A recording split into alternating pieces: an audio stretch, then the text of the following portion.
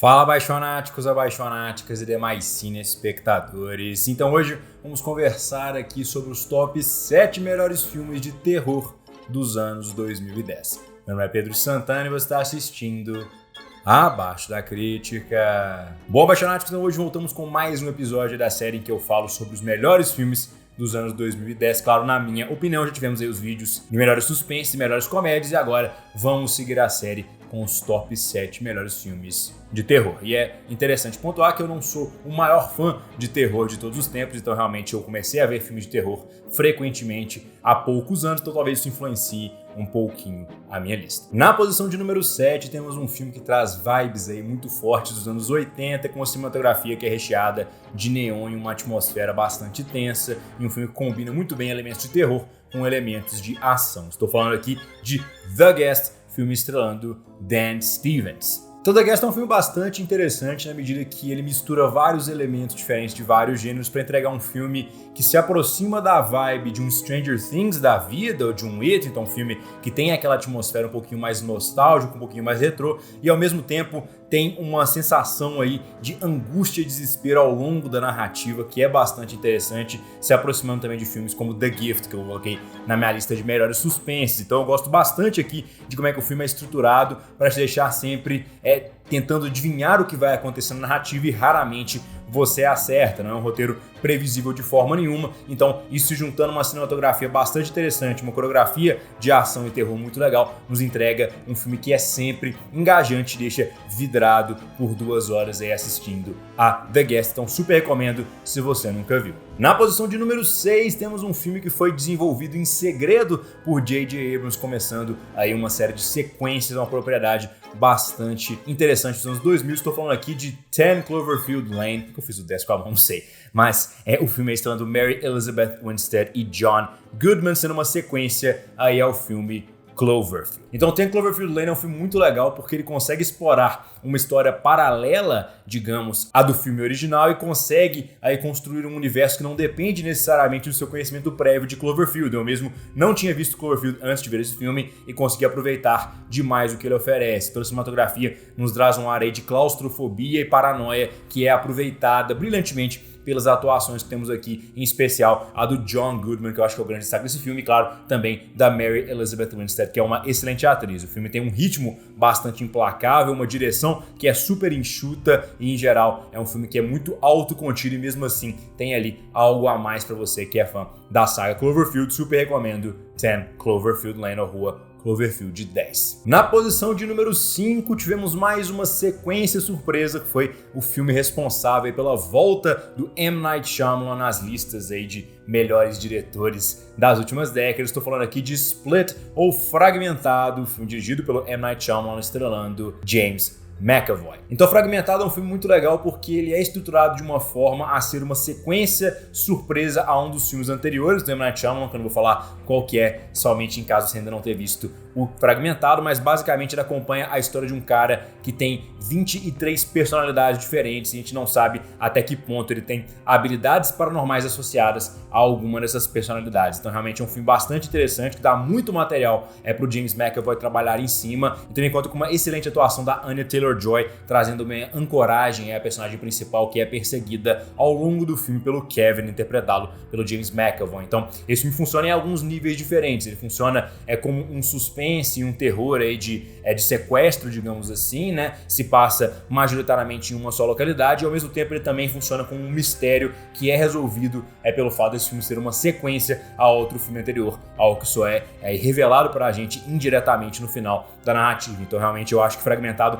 é um filmaço. Se você nunca viu, veja, vale super a pena, especialmente para você que gosta aí de plot twist, virada de roteiro e outras coisas nesse sentido. É um roteiro bastante complexo e bem elaborado. Na posição de número 4, continuamos com nossa vibe retrô dos anos 80, trazendo aí uma obra de Stephen King à vida. Estou claro que falando de It, A Coisa. Então o filme é dirigido pelo Andreas Muschietti, e ele faz um trabalho muito legal em estabelecer toda a lore, digamos, todo o mundo aí de Eita Coisa, que é bastante vasto e se relaciona diretamente com boa parte das outras obras do Stephen King, mas não somente você precisa ter conhecimento disso para aproveitar o filme, não. Ele é um filme de terror bastante autocontido que explora aí medos de crianças na forma do palhaço Pennywise e como é que ele consegue mudar aí a sua aparência, sua configuração para se adequar aos medos das suas vítimas. E aqui a gente conta com várias atuações muito legais, especialmente aqui do Bill Skarsgård como o Pennywise, e os atores mirins, que nem sempre são a melhor coisa do mundo, funcionam super bem. O Finn Wolfhard faz um papel muito legal, eu adoro também aqui a Sophia Lillis, que faz a Beverly. Em geral, é um filme que consegue construir uma atmosfera de terror e ao mesmo tempo nos dá aí uma temática secundária da amizade de todas as crianças presentes aqui na narrativa,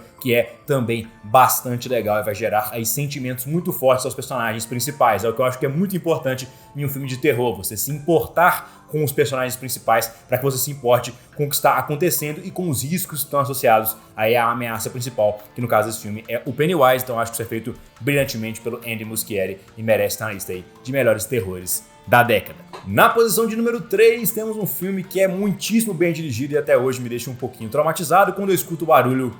Estou falando aqui de Hereditário, filme dirigido por Ari Aster, estrelando Toni Collette. Então, Hereditário é um filme muitíssimo bem dirigido, que eu já falei aí a exaustão aqui no canal sobre, já explorei um pouquinho de como é que as transições do filme são muito bem estruturadas para nos dar uma imersividade do mundo, como é que o trabalho de câmera é muito preciso e criativo, sempre utilizando de novos tipos de tomada que a gente não tinha pensado ainda, como por exemplo câmera de cabeça para baixo, câmeras fazendo movimentos aí pouco usuais dentro dos cenários, revelando aos poucos uma ameaça que vai só crescendo ao longo da narrativa. Hereditário não é um filme de terror muito tradicional e, na verdade, ele usa isso a seu favor. Ele constrói uma atmosfera de tensão à medida que ele vai explorando as nossas expectativas sobre o que faz um filme de terror e, no final, entrega um produto que é bastante assustador, pelo menos na minha opinião, enquanto com atuações magnânimas, em especial da Toni Collette. É um filme que explora doenças mentais, ocultismo e várias outras coisas. Realmente, se você é um fã de terror, tenho certeza que você vai curtir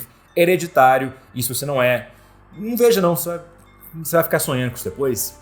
É tenso. Na posição de número 2, temos um filme que eu coloquei aqui por ele ser mais inovador do que qualquer outra coisa, e não necessariamente as pessoas vão concordar com eu chamar ele de filme de terror, mas estou falando aqui de Um Lugar Silencioso, ou A Quiet Place, a estreia na cadeira de direção do ator John Krasinski, trazendo também aqui a sua esposa Emily Blunt. Então, Um Lugar Silencioso é um filme que eu acho fantástico, porque ele poderia muito bem ser aí um filme que utiliza um truque barato, que no caso é aí a sinopse aqui da narrativa, que basicamente a gente está num mundo em que você não pode fazer barulho, pois várias criaturas aí que invadiram a Terra repentinamente seguiam justamente pelos sons e vão acabar te mutilando rapidamente. Então, acaba que é uma premissa que poderia ser usada para ser um truque barato, mas ela constrói uma atmosfera muito interessante. Ela constrói um filme que é o tempo todo engajante, o tempo todo perigoso, cheio de riscos, e ele realmente explora muito bem a construção desses riscos desde o início da narrativa, nos mostrando uma cena que é uma espécie de prólogo antes da história principal. Eu acho aqui que a estreia na direção do John Krasinski é excepcional. Ele consegue construir uma narrativa que é muito coesa, muito fechadinha, utiliza muito bem o design e mixagem de som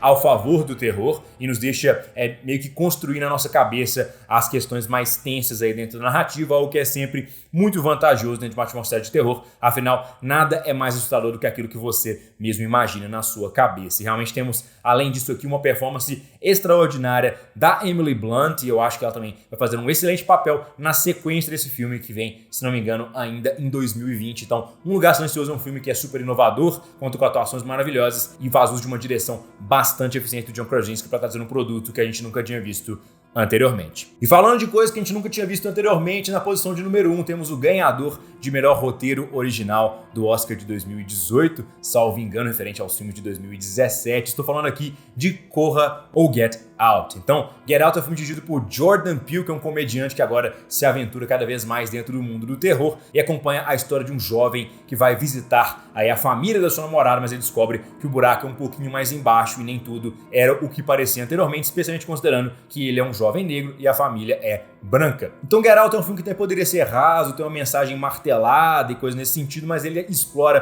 perfeitamente o seu roteiro, trazendo uma ideia diferente do que é o racismo dentro de um contexto de um filme de terror que é super bem estruturado e explora especialmente a capacidade de atuação do Daniel Kaluuya aí como seu protagonista. O Jordan Peele também faz um excelente trabalho, tanto como roteirista quanto como diretor, trazendo elementos de comédia que vão quebrando porque a narrativa ao longo é de um suspense, vai ficando cada vez mais aí pro lado do horror mesmo, e realmente eu acho que ele consegue fazer de forma brilhante, trazer uma mensagem secundária que é muito engajante e explorar temas aí socialmente difíceis através de uma narrativa que é do início ao fim muitíssimo bem estruturada, coesa e que nos entrega um produto que é verdadeiramente aterrorizante em diversos níveis diferentes, do psicológico até o físico. Então, Get Out para mim é o melhor filme de terror da década de 2010. Então, esses espectadores, não se esqueçam que os nomes de todos os filmes em inglês e em português também estão aqui na descrição desse vídeo. Se vocês gostaram do vídeo, clique na marca para se inscrever no canal, se tornem abaixonados ou abaixonáticas e fazer parte da crítica. E claro, deixem aqui nos comentários